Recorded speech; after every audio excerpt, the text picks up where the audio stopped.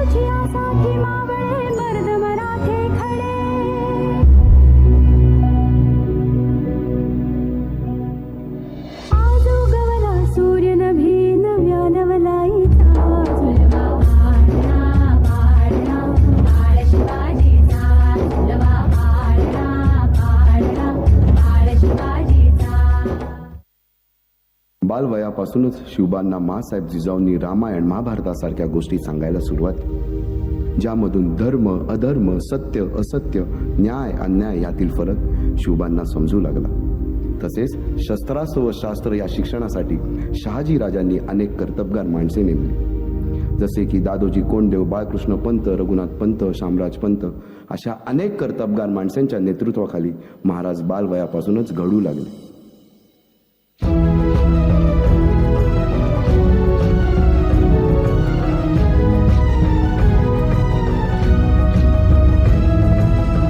तूच अर्जुन तूच केशव तू तुझा हो सारथी तूच अर्जुन तूच केशव तू तुझा हो सारथी करुणी बार गनिमावर दे भूमीस आहुती करुणी बार गनिमावर दे भूमीस आहुती तूच अर्जुन तूच केशव तू तुझा हो सारथी करुणी बार गनिमावर दे भूमीस आहुती.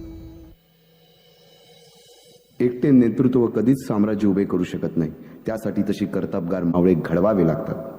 शिवरायांनी असे सवंगडी त्या वयापासूनच पारखायला सुरुवात केली.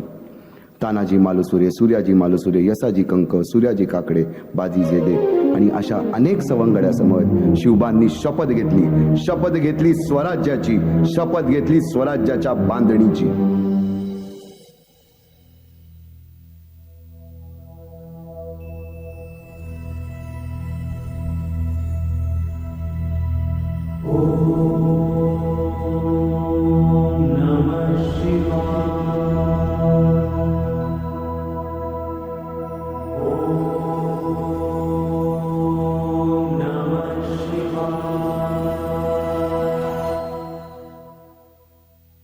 आम्ही मराठे यवनांची पीडा नष्ट करण्यासाठी हिंदवी स्वराज्य स्थापन करीत आहोत. यवनांची पीडा नष्ट करण्यासाठी हिंदवी स्वराज्य स्थापन करीत आहोत. राष्ट्रभावनेने संघटन करून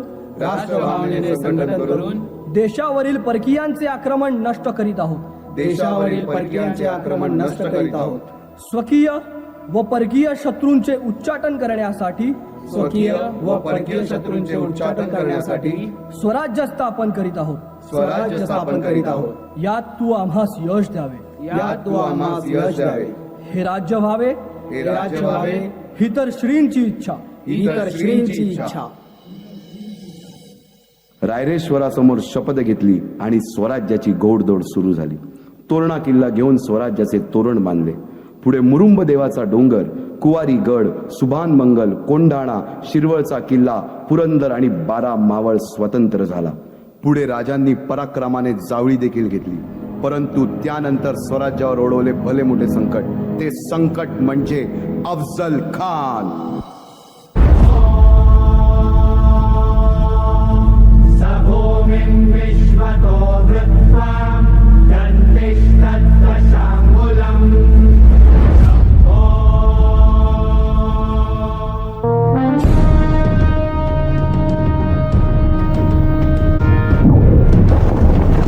महाराजांची कीर्ती बेफाम, भल्या भल्यांना फुटला घाम, याला कोण घालील यस्सेने दरबारी पुस्ती बेगम.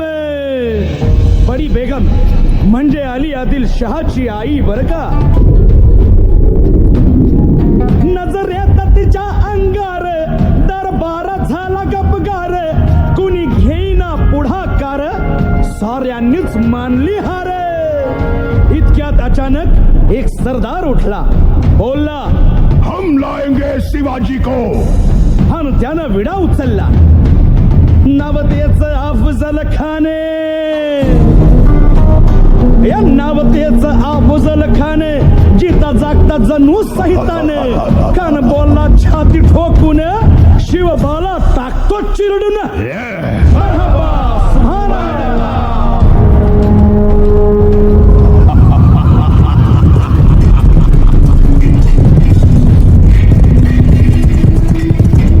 इकडं निजाम, तिकडं मोगल, पलीकडं इंग्रज. जो तो हेच बोलू लागला. महाराज, आपला जीव मोलाचा आहे. खानाचं सैन्य अफाट आहे. त्याच्यासमोर आपला टिकाव लागणं अवघड आहे. काही दिवसांसाठी आपण कुठेतरी अज्ञातस्थळी निघून जा. काय म्हणालात रायबा? मासाहेब, आम्हाला आमच्या जीवाची पर्वा नाही.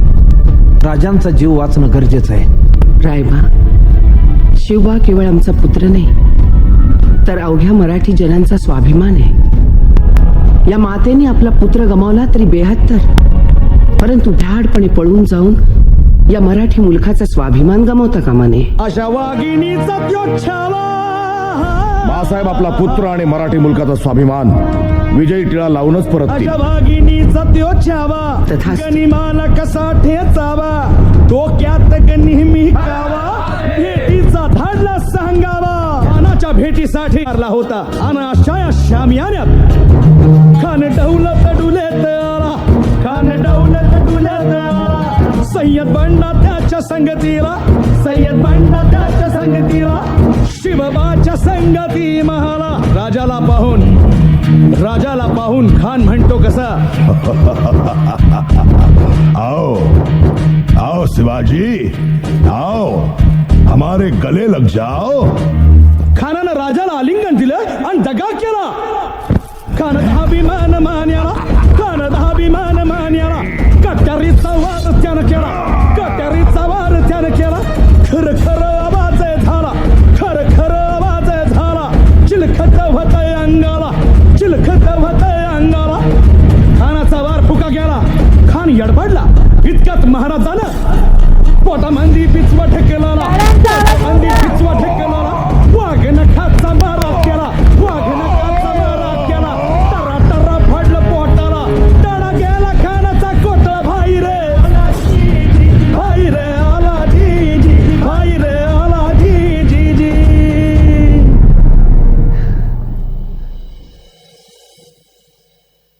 अफजल खानाच्या वधानंतर महाराजांनी स्वराज्यवाढीची मोहीमच हाती घेतली. पाहता पाहता पन्हाळ्यापर्यंतचा प्रदेश जिंकून घेतला, कोकणही ताब्यात घेतले. सर्वत्र फक्त विजयच विजय दिसू लागला. हिंदवी स्वराज्य वाढू लागले. अशा या वाढत्या हिंदवी स्वराज्यावरती संकटे येतच होती. पुढे स्वराज्यावर संकट आले ते म्हणजे सिद्धीचे, सिद्धी जोहरचे. सिद्धीने सुमारे 4 महिन्यापेक्षा जास्त पन्हाळ्याला वेढा घातला. या वेड्यातून महाराजांना सुटकेसाठी बाजीप्रभू देशपांडे, शिवा काशीद व अनेक बांदलांनी पराक्रमाची शिकस्त केली. समोर मृत्यू दिसून सुद्धा शिवा काशीद प्रति शिवराय बनून सिद्धीच्या शामियानात जातात. काय म्हणावे त्या धैर्याला. पावनखिंडीत 3000 गनिमांशी अवघ्या 300 मावळ्यांना घेऊन गोडखिंड अडून धरली आणि बाजीप्रभूंनी राजांना पुढे जाण्यास सांगितले. काय म्हणावे त्या शौर्याला. राजे लाख मेले तरी चालतील, परंतु लाखांचा पोशिंदा हा जगलाच पाहिजे. जा राजे जा, फक्त एक करा. विशालगडावर पोहोचल्यावर तोफेचे 5 बार द्या. तोपर्यंत हा बाजी या खिंडीतच गनीम रोखून ठेवतो. पुरंदराच्या तहावेळी मुरारबाजींना माझ्या सैन्यात आलमगीर बादशाहकडून मनसब देतो असे आमिष दाखवणाऱ्या त्या दिलेर खानासमोर मुरारबाजी स्वराज्याच्या पायी वाहिलेल्या निष्ठेला आठवून तांडव करतात. काय म्हणावे त्या स्वामी निष्ठेला. पुढे राजांना आग्र्याला जावे लागले. तेथील औरंग्याच्या मगरमिठीतून निष्ठून आल्यावर तहात दिलेल्या किल्ल्यापैकी जेव्हा कोंडाणा घेण्याची वेळ आली तेव्हा स्वतःच्या मुलाचे लग्न बाजूला ठेवून सुभेदार तानाजी मालुसरे पुढे आले. काय म्हणावे त्या त्यागाला. ही मोहीम मॅच फत्ते करणार राजे. आधी लगीन कोंढाण्याचं, मग माझ्या रायबाचं. अशा या स्वराज्याच्या यज्ञकुंडात अनेक महावीरांनी शौर्याची, निष्ठेची, त्यागाची समिधा धारण करून आहुती घेतली. अशा कित्येक महावीरांनी पराक्रमाची पराकाष्ठा करत स्वराज्याचे एक एक दगड, चिऱ्या, पायऱ्या बसवल्या, घडवल्या. एक एक बुरुज बांधला गेला आणि आता वेळ आली त्या बांधलेल्या भक्कम गडावर विजयश्री धारण केलेला भगवा ध्वज चढवण्याची, म्हणजेच आपल्या महाराजांच्या, शिवरायांच्या राज्य अभिषेकाची.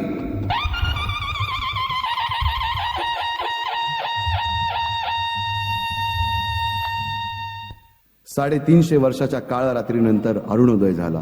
भगवंतांनी दिलेला शब्द खरा झाला. हिंदवी स्वराज्य स्थापन करणारा, यवनांची पीडा नष्ट करणारा जाणता राजा राज्य अभिषेकासाठी सज्ज झाला.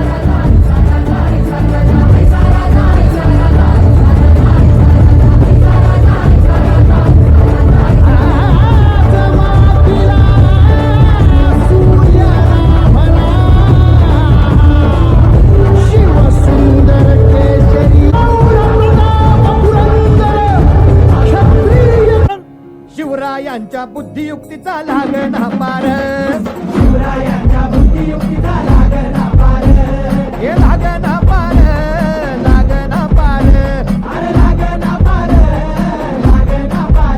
हे शिवरायांच्या बुद्धियुक्तीचा लागना पार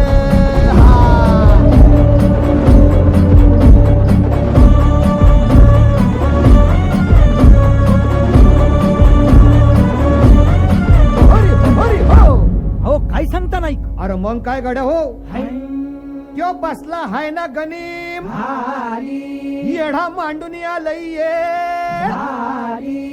आणि मुघलांनी नजर वाकडी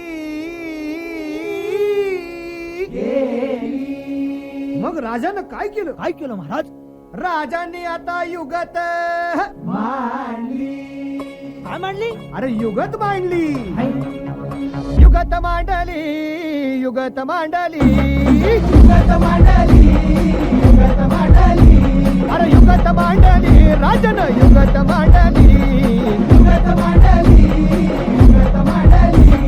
बघा बघा बघा राजांनी आता शिवरायांनी महाराजांनी अशी ही युगत पंताची जुबान सिद्धीच्या खेम्यात पंत तो जिभेन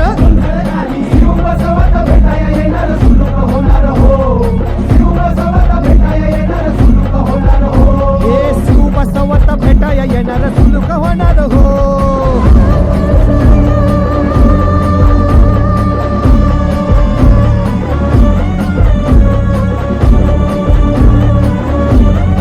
हरी हरी हो अरे देवा नाही सुलूक होणार आता राजांच्या मनीचं कुणाला ठाव अहो तुम्हासनी ठाव नाही असं झालंय वय नाही अरे खरंच नाही मला फक्त एवढंच ठाव की बघा बघा बघा राजांनी आता शिवरायांनी आता महाराजांनी राजांना काहीतरी सिद्धीची आता वाटू दे त्याला राजाने त्याला